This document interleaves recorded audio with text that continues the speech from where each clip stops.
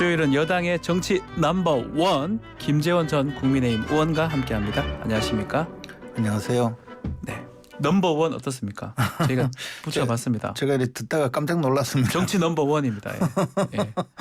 넘버원 무슨 뭐 별로 뒤에서 넘버원이 아닙니다. 별로 마음에 안 드시는 건 아니죠? 알겠습니다. 자, 이 얘기를 하지 않을 수가 없는데 이 순방 이후에 그 순방 얘기보다는 뭐 다른 어떤 비속어라든지 그 논란이 더 커진 것 같아요. 언론하고 대통령실이 아니면 또 포함한 민주당 이렇게 여당 야당이 대립하는 모양새거든요. 이 부분을 어떻게 보고 계십니까?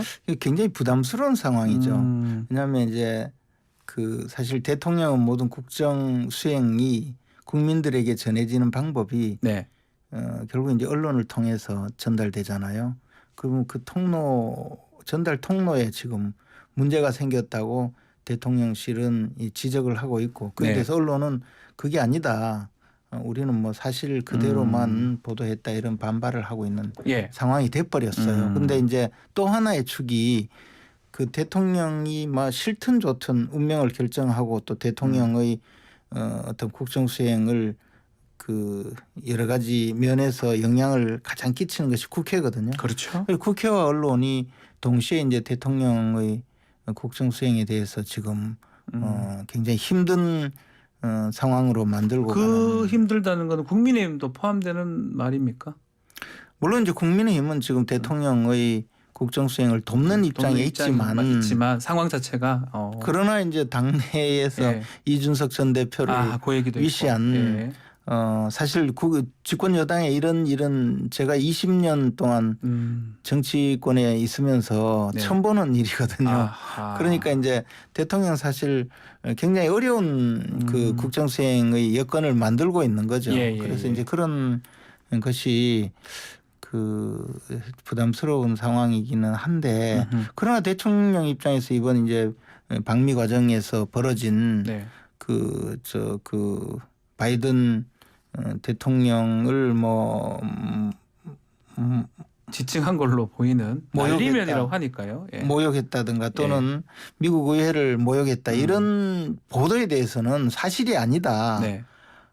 라는 입장을 강하게 지금 피력하고 있고 더 나아가서 이게 어떤 말을 했느냐라는 그 진실 공방으로 가고 있잖아요. 그렇죠. 그 진실 공방을 가고 있으면 사실 첫째 남은 것은 결국 동영상 화면과 또 하나는 직접 그 말을 했던 당사자인 대통령의 기억 네. 이 두 개밖에 남지 않았거든요. 맞습니다. 예. 이제 그런 것을 두고 진실 공방까지 간 상태이기 때문에 대통령 입장 또는 대통령실의 입장에서 뭐 언론에서 그렇게 보도하니까 어쩔 수 없다 이렇게 갈 수는 없죠. 돌아갈 수 없다는 겁니까? 그러니까 이제 진실을 밝혀야 되겠다. 그리고 이 경위가 왜 이런 보도가 났느냐 그런 방향으로까지 가고 있는 거죠. 그러니까 이 문제가 뭐 하루아침에 뚝딱 해결될 상황이 아닌 거죠. 이 질문을 많은 분들이 좀 드리긴 한데 우리 의원님은 어떻게 생각하실지 궁금합니다.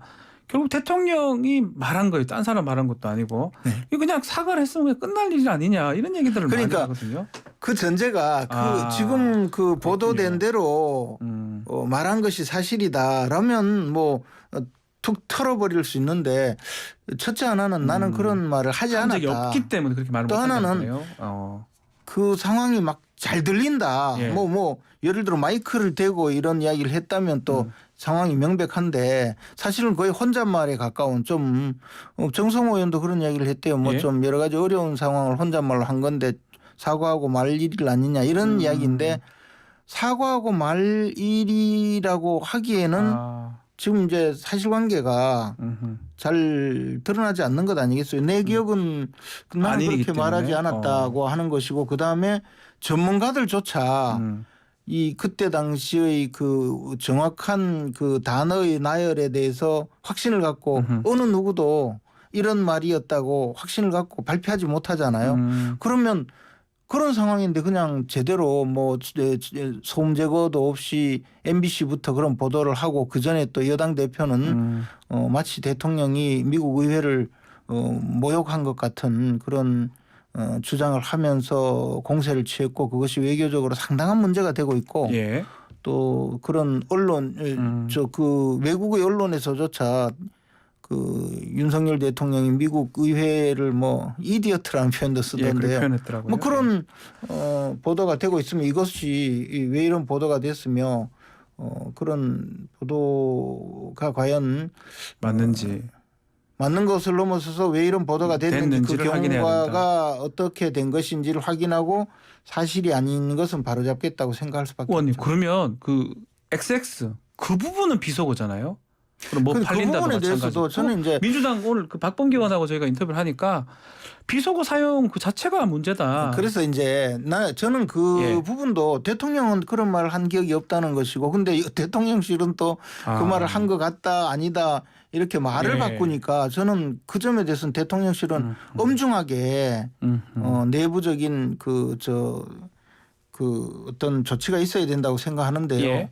대통령의 말을 대신하는 대변인 부대변인이 말이 달라진다는 것 자체가 문제잖아요. 네. 근데 저는 거기에 더해서 민주당도 처음에 박홍근 원내대표요? 원내대표가 처음에 이야기할 때는 윤석열 대통령이 미국 의회를 모욕하고 뭐 비속어를 사용하고 해서 외교 참사에 이르렀다라고 했지 이것이 뭐 왜 야당이나 국회를 공격했느냐 이렇게 시작한 게 아니거든요. 그렇죠. 시작은 그런 게 아니었습니다. 그리고 그렇게 해서 이 문제가 커진 것이지 예를 들어 처음부터 우리 국내 언론이든 또는 민주당이든 예컨대 왜 이런 쌍시옷 쌍기역이 들어가는 비속어를 썼느냐라고 했다면 대통령 품위손상이다라고 했다면 외국의 언론이라든가 또 외교적인 문제가 아니잖아요. 근데 지금도 민주당은 계속적으로 그렇게 방향을 잡아가면서 박진 외교부 장관의 해임 건의안도 사실은 그런 거거든요. 외교 참사다. 그리고 더 나가면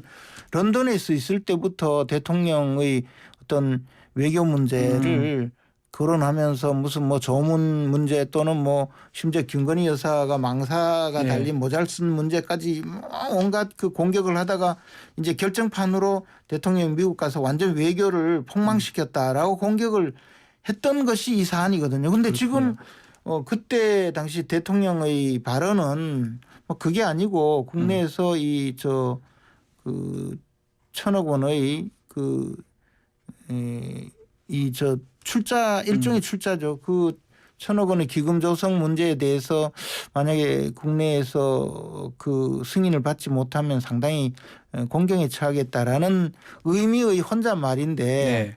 그것을 전혀 다르게 만들었고 또 언론은 거기에 미국이라는 관로까지 만들어서 완전히 미국 국회를 모욕하고 미국 대통령을 공격한 듯한 그런 방향으로 끌고 갔기 때문에 이 문제가 벌어진 것인데 민주당은 그렇게 시작을 같이 해놓고 서서히 그런 사안이 아니라고 판정이 나고 있으니까 이제 갑자기 태세 전환을 한 거죠. 태세 전환을 한 것이다. 그렇기 때문에 이 문제는 왜 이런 식으로 보도가 되었으면 민주당은 왜 그 보도되기 전에 벌써 이런 주장을 했는지에 대해서 끝까지 한번 확인해 보겠다라는 취지죠. 저는 뭐 그 점에 대해서는 나쁜 것이 아닌데 지금까지 대통령실의 대응에는 상당한 문제가 있었다고 생각을 하죠. 한편으로는 이런 얘기가 있습니다. 대통령이 이제 검찰 출신이다 보니까 검찰 조직 자체가 뭐 기소를 하면 일단은 유죄를 받아야 되고 약간 무오류 일어났던 그런 게 있다.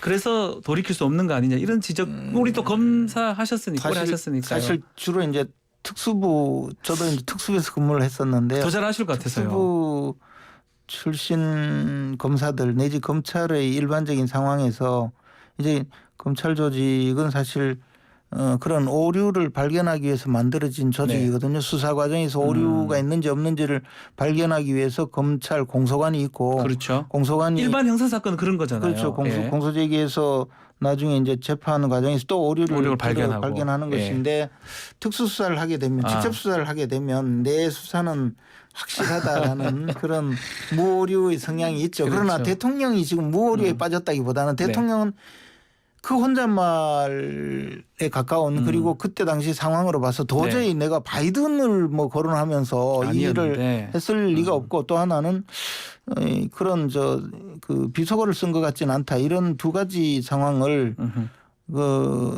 솔직 담백하게 그 내부적으로 이야기를 하고 있고 그러면 그때 당시 상황을 가장 잘 아는 대통령과 네. 또 만약에 그것이 말씀드렸다시피 그 음파 판독을 통해서라도 명확하게 드러난다면 또 전혀 다를 수 있겠지만 그런 상황이 아니라면 이것에 대해서는 확인을 해야 되는 것이 맞죠.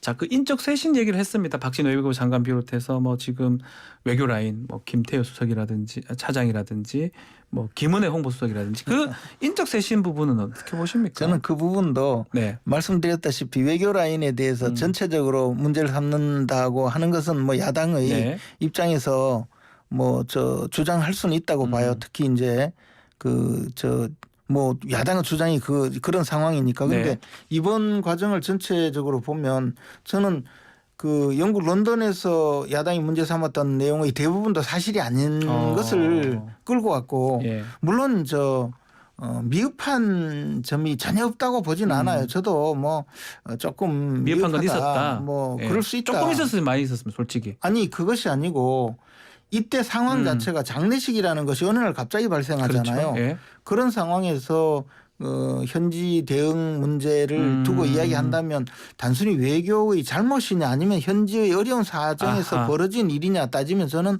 그래도 현지 사정이었다. 사정에 예. 가까운 것이지. 그리고 미국에서도 바이든 대통령과의 일종의 면담이죠. 면담이 뭐 그렇죠. 48초다 58초다 이러던데 그런 상황도 48초였나요? 근데 그런 상황도 48초입니다. 예.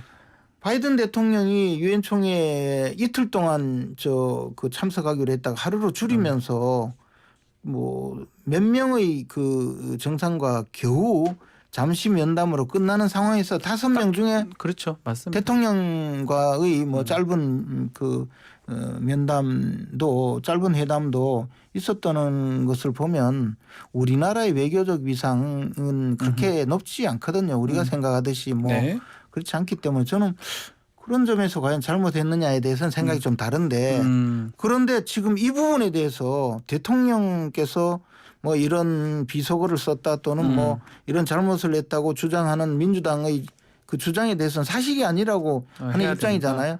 또 하나는 박진 장관은 그 부분만 들면 들은 사람이에요. 뭐 얘기한 사람이 아니니까요.